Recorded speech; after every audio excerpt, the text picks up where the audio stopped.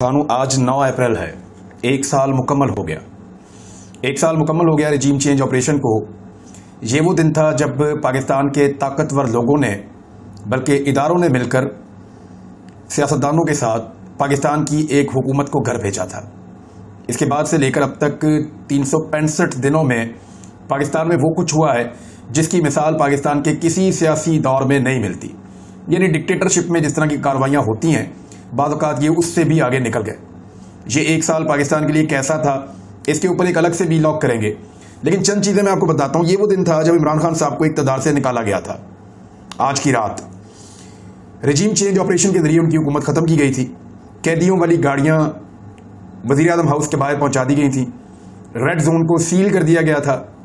वज़ीर-ए-आज़म इमरान खान साहब थे, हुकूमत उनकी थी, वज़ीर दाखिला उनका था, सब कुछ उनके कंट्रोल में होना चाहिए था, लेकिन चीज़ें किसी और के कंट्रोल में चली गई थी। हर चीज़ को कोई और कंट्रोल कर रहा था और कंट्रोल इंतज़ामिया का हुकूमत के पास से पहले ही जा चुका था। हर तरफ कंटेनर्स लगा दिए गए थे, रेड जोन को जाने वाले रास्ते बंद कर दिए गए थे। मुल्क के निज़ाम को और जो सिविल ब्यूरोक्रेसी है उसके अहकामात को कोई और देख रहा था। रजीम चेंज ऑपरेशन वालों के हाथ के अंदर ये सारा कंट्रोल चला गया था। इससे पहले ये तमाशा भी लगा रहा था कि कभी सिंध हाउस के अंदर और कभी इस्लामाबाद के एक निजी होटल के अंदर इमरान खान साहब की पार्टी के लोटों को छुपा कर रखा जाता था और वहाँ पे सिंध की पुलिस आकर ड्यूटी देती थी। जबकि उन दिनों में जिस होटल के अंदर रखा गया था वहाँ पे एक भी कमरा अवेलेबल नहीं था, क्योंकि वो कमरे किसी खास मकसद के लिए बुक किए गए थे और वो एक इदारे ने बुक किए थे। लेकिन वहाँ से 22 के करीब कमरे मिल जाते हैं पाकिस्तान तहरीक इंसाफ के लोगों को रहने के लिए, और वहाँ पर सिंध पुलिस तैनात की जाती है, उनके कमांडोज बुलाए जाते हैं। वो चीज़ें मैं पहले रिपोर्ट कर चुका हूँ एक साल पहले। मैं उस दिन वज़ीर-ए-आज़म हाउस में मौजूद था। हमारे साथ हम टोटल 7 सहाफ़ी थे जो वहाँ गए थे। एक खातून सहाफ़ी थी हमारे साथ, फरीहा इदरीस साहिबा।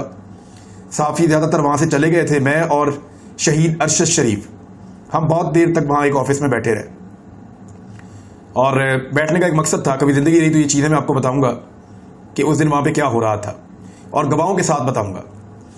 शहीद अरशद शरीफ ने वो सिगरेट पीते थे, वो सिगरेट पी रहे थे उस दिन, और मुझे सिगरेट से बड़ी सख्त एलर्जी हो जाती है, मेरा गला बंद हो जाता है, प्रॉब्लम होती है मुझे।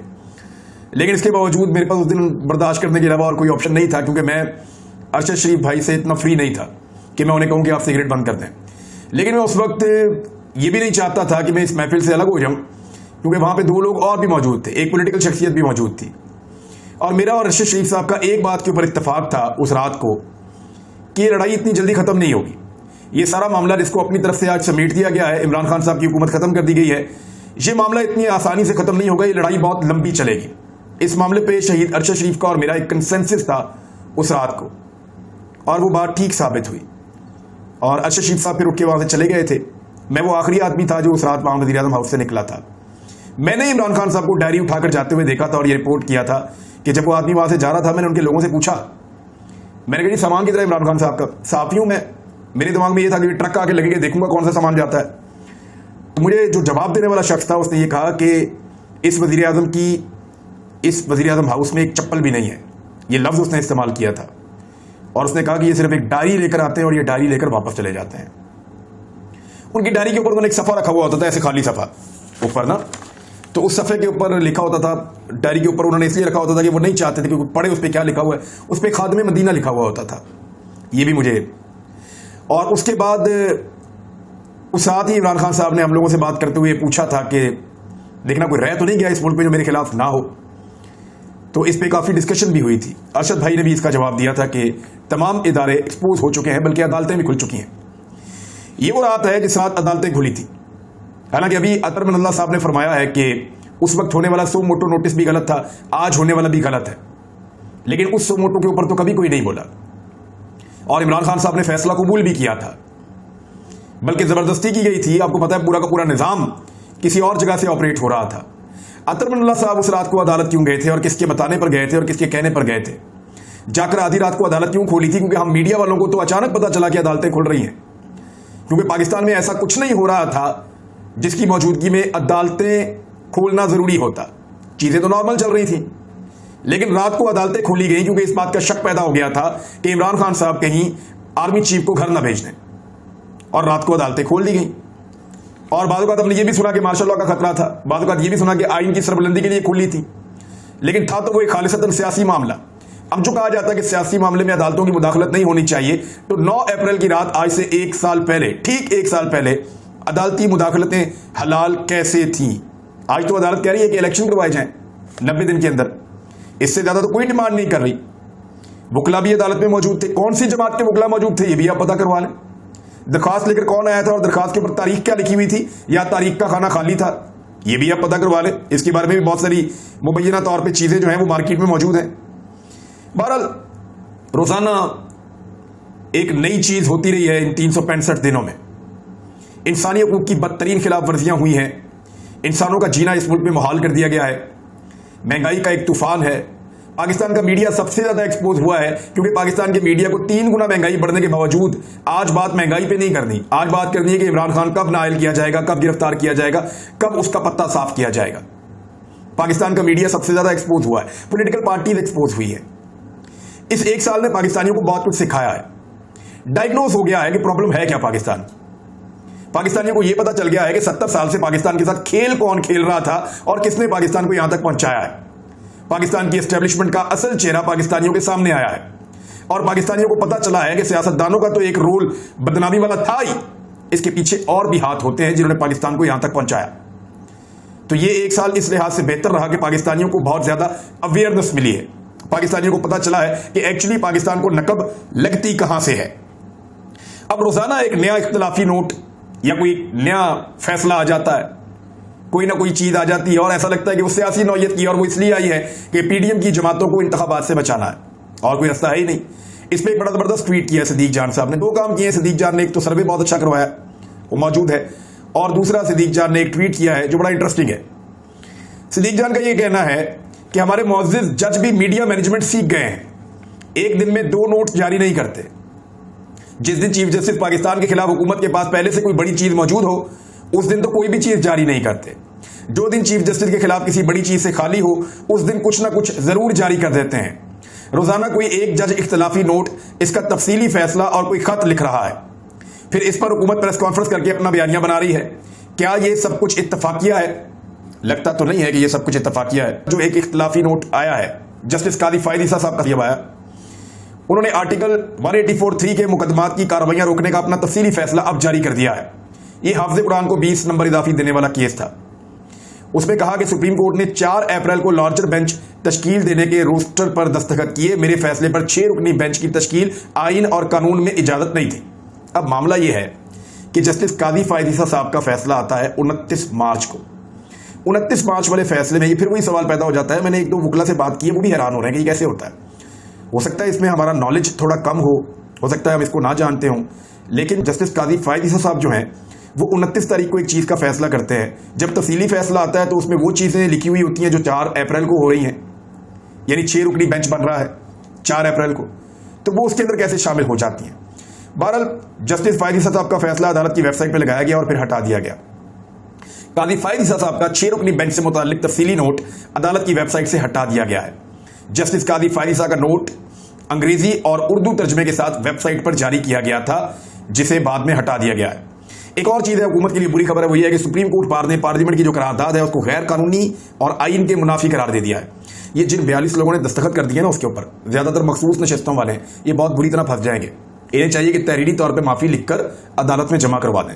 अगर इनके खिलाफ वकला अदालत में चले गए और जाकर उन्होंने कह दिया कि पार्लियामेंट के फ्लोर के ऊपर आइन की खिलाफ वर्जी की गई है, क्योंकि आइन में तरमीम तो इन्होंने की नहीं, इन्होंने अदलिया की तौहीन की है, और इसीलिए ना शहबाज शरीफ ने दस्तखत किए, ना बिलावल ने किए, ना खुर्शीद शाह ने किए, किसी भी बड़े सियासतदान ने दस्तखत नहीं किए, बड़ी बड़ी पॉलिटिकल पार्टीज के लोगों ने, इत्तेहादियों ने भी दस्तखत नहीं किए, काफ लीग वालों ने भी दस्तखत नहीं किए। तो दस्तखत ना करने की वजह यह है कि उन्हें पता है कि इस पर तौहीन अदालत लग जाएगी और मामला ऐसा हो जाएगा कि नाअहल होना पड़ जाएगा। तो ऐसे में जो है वो ऐसे लोगों से दस्तखत करवा दिए गए जिनको मखसूस नशिस्तों पर रखा जाता है, या अननोन किस्म के लोग हैं जो चीज़ों को ज़्यादा जानते नहीं हैं। बहरहाल जिन लोगों ने दस्तखत किए हैं उनके लिए प्रॉब्लम खड़ी हो रही है, क्योंकि सुप्रीम कोर्ट बार एसोसिएशन के सदर और सेक्रेटरी की जानिब से एक बयान जारी किया गया है कि कानून की हुक्मरानी और आइन की बालादस्ती के लिए चीफ जस्टिस ऑफ पाकिस्तान की सरबराही में सुप्रीम कोर्ट के साथ खड़े। सुप्रीम कोर्ट के फैसले के खिलाफ मंजूर की गई सरी गैर कानूनी करारदाद को पाकिस्तान के आइन और अदलिया की आज़ादी के मुनाफी करार देते हैं। बदकिस्मती की बात है कि कौमी असम्बली, जो कि आइन के मुताबिक काम करने की पाबंद है, उसने आइन के आर्टिकल 68 की खुल्लम खुल्ला खिलाफ वर्जी की है। आर्टिकल 68 किसी जज या जज के तर्ज अमल के हवाले से पार्लियामेंट में बहस करने से मना करता है। यह आर्टिकल 68 को आप समझ लें कि पार्लियामेंट के अंदर किसी जज या जज के तर्ज अमल के हवाले से बहस ही नहीं की जा सकती। आर्टिकल 6 इसमें मना करता है। अरकान पार्लियामेंट ने अदलिया के अरकान के खिलाफ तौहीन आमेज और इंतहाई अहानत आमेज तबसरे किए हैं। ये तबसरे न सिर्फ आइन की खिलाफ वर्जी बल्कि अदलिया की सालमियत के लिए बराह रास्त चैलेंज है। पार्लियामेंट, अदलिया और एग्जीक्यूटिव को आजादाना तौर पर काम करना चाहिए। रियासत की कोई शाख किसी दूसरे पर तजावुज नहीं कर सकती और ना ही उससे बढ़तर है। बहरहाल ये तो हो गया। अब एक और काम देखिए, एक कौमी सलामती कमेटी की मीटिंग होती है और उसमें यह तय किया जाता है, मैं बुनियादी चीजें आपको बता देता हूं कि दोबारा से एक भरपूर ऑपरेशन पाकिस्तान में किया जाएगा और जो मुज़ाकरात की पॉलिसी थी उसको गलत पॉलिसी करार दिया गया और अब जो नई पॉलिसी बनाई गई उसमें यह कहा गया कि मुज़ाकरात नहीं होंगे बल्कि अब ऑपरेशन किया जाएगा करदम तंजीमों के खिलाफ।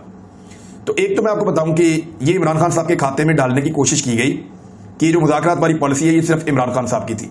मैंने आपको पिछले वीलॉग में भी कहा था कि जनरल बाजवा, जनरल फैज की पॉलिसी थी। इमरान खान साहब इसके हामी थे और हामी अभी भी हैं और अभी भी लोग नहीं चाहते कि पाकिस्तान के अंदर खून रेजी हो या दूसरे मुल्कों की लड़ाई पाकिस्तान के अंदर लड़ी जाए। अब जरा इस हुकूमत का कारनामा देखिए। मैं आपको 7 जुलाई 2022 का राणा सनाउल्लाह साहब का ट्वीट पढ़ के सुना रहा हूं। 7 जुलाई 2022 को राणा सनाउल्लाह वजीर दाखिला थे पाकिस्तान के। इमरान खान साहब की हुकूमत खत्म हो चुकी थी। राणा सनाउल्लाह साहब कहते हैं, the parliamentary committee on national security unanimously agreed to continue talks with Tehreek Taliban Pakistan. All the politicians attending the meeting agreed on having a dialogue with the banned outfit. All the proceedings will be supervised by the parliament. अब राणा सनाउल्लाह साहब ये कह रहे हैं कि इससे पहले जो नेशनल सिक्योरिटी की एक मीटिंग हुई थी कमेटी की 7 जुलाई 2022 को, जब राणा सनाउल्लाह साहब वजीर दाखिला थे, तो उस वक्त मुत्तफिका तौर पे ये तय हो गया था कि तहरीक तालिबान पाकिस्तान के साथ मुज़ाकरात किए जाएंगे। तमाम सियासी जमातें जिन्होंने इस मीटिंग में शिरकत की है वो डायलॉग की हामी हैं और बैंड आउटफिट के साथ, कलदम तंजीमों के साथ वो डायलॉग करना चाहती हैं और पार्लियामेंट इसकी निगरानी करेगी। अब इमरान खान के खाते में कैसे डाल सकते हैं? ये तो फैसला आपने जुलाई में भी किया हुआ है, क्योंकि उस वक्त जनरल बाजवा थे पाकिस्तान के आर्मी चीफ, तो ये फैसला उन्हीं के फैसलों का तसलसल था कि मीटिंग की जाएगी, मुज़ाकरात किए जाएंगे। ये वो टाइम है जब मुराद सईद वगैरह ने शोर मचाया हुआ था और सारे लोग ये कह रहे थे कि तालिबान को अफगानिस्तान से पाकिस्तान के अंदर दाखिल किया जा रहा है और ऐसे हालात पैदा किए जा रहे हैं कबायली इलाकों में, खासतौर पे मालाकंड के एरियाज में। स्वात में लोगों ने बहुत एहतजाज किया था इस बात के ऊपर कि मुसल्लह लोग यहां पे दाखिल हो रहे हैं और कुछ ऐसी एक्टिविटीज हो रही हैं जो मकामी लोगों को काबिल कबूल नहीं है। लेकिन उस वक्त ये राणा सनाउल्लाह साहब का स्टेटमेंट था। आज ये इमरान खान के खाते में डाल रहे हैं तो जरा रिकॉर्ड इसका सीधा रखा जाए। मौलाना अहमद लुधियानवी जो हैं, ये भी करदम तंजीम से इनका ताल्लुक है और ये बैन भी रहे हैं। इनकी प्रेस कॉन्फ्रेंस होती है इस्लामाबाद में और वो टीवी चैनल्स बराह रास्त दिखाते हैं। उसके अंदर इन्होंने एक धमकी दी है मौलाना साहब ने। अहमद लुधियानवी साहब फरमाते हैं कि हम 313 के मानने वाले हैं और जब हम इस्लामाबाद आएंगे तो ये मम्मी डैडी और बर्गर जो है ये हमारे आगे ठहर नहीं सकेंगे। एक तो नेशनल सिक्योरिटी कमेटी की मीटिंग जिसके अंदर पाकिस्तान की मुसल्लह अफवाज और पाकिस्तान की सियासी क़यादत बैठी हो, वो एक चीज़ तय करे करदम जमातों के बारे में और अगले दिन मौलाना साहब बैठ के उनको इस किस्म की धमकी दें, तो ये एक बहुत अजीब चीज़ मुझे लगी है। और दूसरी बात यह है कि 313 के मानने वाले तो पाकिस्तान में सारे ही हैं। वो जो 313 थे उन्होंने तो कुफार से लड़ाई की थी, तो कुफार से अगर आपको लड़ाई करनी है तो जाके आप फलस्तीन को या कश्मीर को आज़ाद करवा लें। ये इस्लामाबाद के अंदर तो कुफार मौजूद नहीं है, वहाँ पे जो लोग मौजूद हैं, चाहे वो मम्मी डैडी हैं, चाहे वो बर्गर हैं, चाहे वो पुलिस वाले हैं, चाहे वो हमारे फौजी हैं, वो सारे भी 313 के मानने वाले हैं। तो इस किस्म का कोई कॉपीराइट तो नहीं है किसी आलम दीन के पास या किसी फेके के पास या किसी मौलवी के पास कि 313 के मानने वाले सिर्फ हम हैं। 313 के तो सारे मुसलमान मानने वाले हैं, तमाम फिरकों के लोग मानने वाले हैं। इस्लाम मोहब्बत का दर्स देता है, नफरत का दर्स नहीं देता। नफरत नहीं फैलानी चाहिए। अभी एक और वाकया हुआ है, इंजीनियर मोहम्मद अली मिर्जा साहब, मैं बहुत सारे उलमाए काम को सुनता हूँ, गाड़ी चलाते हुए अक्सर सुनता रहता हूँ, मुख्तलिफ पॉइंट ऑफ व्यू सुनने का मुझे मौका मिलता है। मैंने इंजीनियर मोहम्मद अली मिर्जा साहब को भी सुना है, मैंने तारक मसूद साहब को भी सुना है, मौलाना तारिक जमील साहब को भी सुना है, इब्तिसाम इलाही ज़हीर साहब को भी सुना है, तारुल कादरी साहब को भी सुना है एक दौर में, साकिब रज़ा मुस्तफ़ाई साहब जो है वो बड़ी मीठी बात करते हैं उनको भी सुना है, मैंने खादिम हुसैन रिजवी साहब को भी सुना है और उनके बड़े कॉन्सेप्ट बात चीज़ों के अंदर बड़े शानदार थे। तो सबका अपना अपना एक कलर है, अपनी अपनी एक बात है और ये सारे दीन की तरफ बुलाते हैं। लेकिन मैं आपको सीरियसली एक बात बताऊं, मैं पिछले कई सालों से सारी नमाजें पढ़ता हूं अल्हम्दुलिल्लाह, तो ये बात मैंने कभी आपको नहीं बतानी थी और ये मेरी और मेरे रब के बीच का मामला है। लेकिन आपको मैं सीरियसली बता रहा हूं कि मैंने जो बयान सुना जिसके बाद मैंने नमाज 5 वक्त की पढ़ना शुरू की, वो इंजीनियर मोहम्मद अली की थी, उनका बयान था। मैं बाकी उलमा को सुनता हूं, उनसे मैंने बहुत कुछ सीखा है, बहुत सारी चीजें सीखी हैं, मैं उनके ऊपर कुछ पे अमल करता हूं, कुछ पे नहीं कर पाता। लेकिन सीरियसली मैं आपको बता रहा हूं कि कई सालों से जब मैंने नमाज बाकायदा पढ़ना शुरू की और मैं नमाज के अंदर अब छुट्टी नहीं करता, तो वो इंजीनियर साहब का एक बयान मैंने सुना था, उसके बाद मुझे अल्लाह ताला ने ये तौफीक दी है। ये सारे आलम दीन जो है वो दीन की तरफ बुलाते हैं। हुआ क्या है कि इंजीनियर साहब के ऊपर ना सिर्फ कत्ल का फतवा जारी कर दिया गया है एक जानिब से, बल्कि उन्हें कत्ल करने के लिए इनाम का भी कह दिया गया है एक जानिब से, और उनके ऊपर हर तरफ से जलगार हो रही है, उनके ऊपर तौहीन मदद का मुकदमा भी दर्ज कर दिया गया है। क्यों? वजह यह है कि उन्होंने एस्टेब्लिशमेंट के किरदार के ऊपर बात कर दी। अंधे को भी नजर आ रहा है कि इस मुल्क में क्या हो रहा है। फॉर गॉड सेक, पाकिस्तान में ये फिरका वारियत की और इस तरह की चीजों की आग मत लगाइए। ये आग भड़केगी, आपके दरवाजे तक पहुंचेगी। ऐसा नहीं हो सकता कि आप दूसरों को आग में जला के खुद महफूज रहें। ये आग आपके दरवाजे तक खुदा न खास्ता पहुंचेगी, अभी भी समझ जाइए।